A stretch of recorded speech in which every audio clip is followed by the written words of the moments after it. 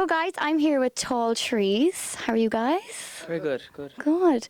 So come here, for anyone that doesn't know who you are, can you give us a bit of background about the band or where you came from? Sure, yeah. Yeah. So we started off actually as a two-piece, myself and Aaron here, back in I think second year of secondary school. We played for a school variety show and practiced the same song for about a year solid in my bedroom and his bedroom. And then we kind of knew the lads played their instruments and we got them together and we practiced for another solid year in Aaron's attic. And we got like a set of 30 or 40 songs together and started playing gigs. That's where that Wow. started, yeah. And how did you decide, so like who, once you all got the band together, who would be the lead singer? Are there any other secret singers in the band? Yeah, well, like, I'd be the lead singer, and all the boys sing as well, except Felix, like. But, Oh.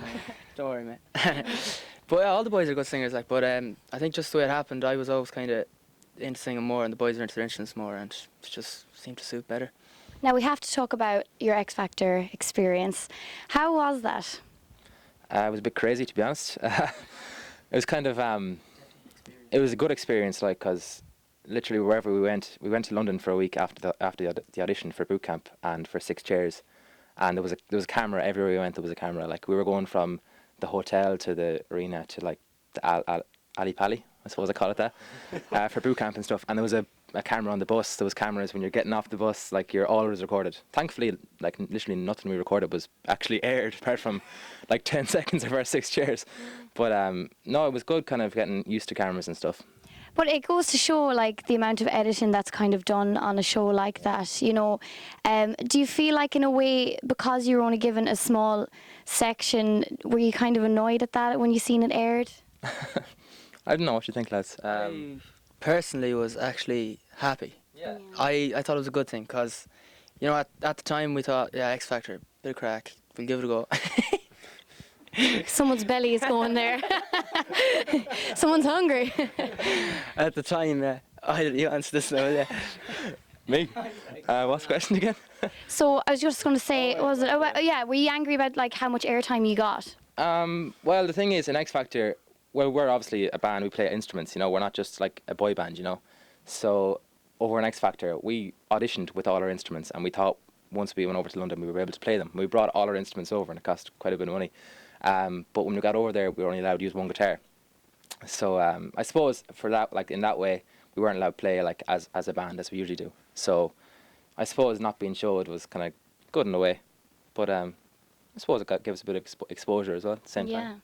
And you knew Louis Walsh, so he was your mentor. Mm-hmm. How was he to work with? Yeah, Louis sound. He's a cool guy. He's very, what would you say, energetic. He's like, you know, he's enthusiastic. He's enthusiastic. What? Enthusiastic. But he was though, I suppose. Like, you know, he's fun, like, and he's a nice guy. So yeah, we were happy to work with Louis, you know.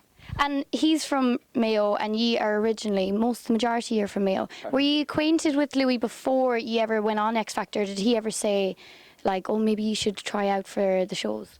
Yeah, but well, we actually happened to support his band Hometown on 2 nationwide tours, and also Shane Filan, who's, you know, from Westlife, on a national tour as well. So we met Louis a couple of times, like in Vicar Street a couple of times when we played there, and you know, he was really good to us, and he gave us loads of kind of, we've played in some of the best venues in the country thanks to him. So it was cool to see him again over an X Factor. But yeah, he's been really good to us, I suppose, if you look at it that way. Yeah. Good old Louis, he always looks after the Irish lads, doesn't he? And you were on Ireland AM there recently for, was it Cheerios Childline breakfast show? So how was that experience to be, you know, on Irish television for the first time since the X Factor? I really enjoyed it, you know, and the fact that it was for such a good cause as well really made it that bit more special, you know. And we got to play our song "Forgive and Forget," so it was a good way to showcase our original music too, you know. So and we've been getting recognition and stuff from that, so that was good. So you have a new single out? Yeah. Is it? That's Yeah, it came out there 2 weeks ago, was it? 2 or 3 weeks ago. We've released 2 songs now, so Back Again was our debut single. That's on Spotify, I suppose. It's on YouTube as well, actually, the videos on YouTube. And yeah, the most recent single is Forgive and Forget. You can get that on Spotify and iTunes and stuff. Can you tell me a bit about what Forgive and Forget, the background of that, or the inspiration? Well, I suppose, like, first of all, we write and record all our own songs, so it's a really fun part of being in the band. I suppose, Aaron, you wrote the lyrics, so say something about that? Oh, yeah. I suppose it's one of your general kind of love songs, isn't it? And a kind of heartbreak and all that kind of stuff. It's not much to it, really. It's just a love There's song. no true life, Fashion love song. no true life experience behind it, or Like, kind we'll skip that question. And you were Everyday Solution, and you recently changed your name. What was the reason behind that? We've kind of been planning that for a long time, you know. We just felt like we were Everyday Solution since second year in school. It's a long time, you know. We were doing a lot of pub gigs, a lot of covers. So we wanted to branch out into doing original music. So we thought the logical next step would be change the name so we could mature as a band and just kind of have an edgier sound, you know. Bridge away from pop. Yeah. Ish. And tell us about your social media, where people can find you, follow you.